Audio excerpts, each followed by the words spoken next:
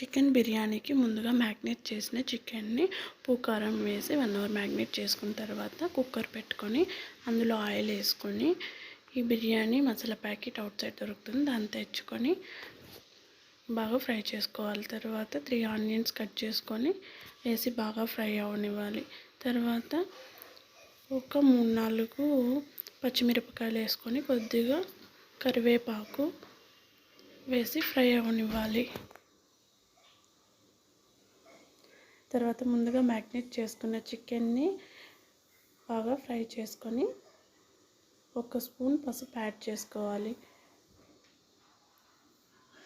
తర్వాత ఒక 2 టమాటాలు తీసి బాగా ఫ్రై చేసుకోవాలి.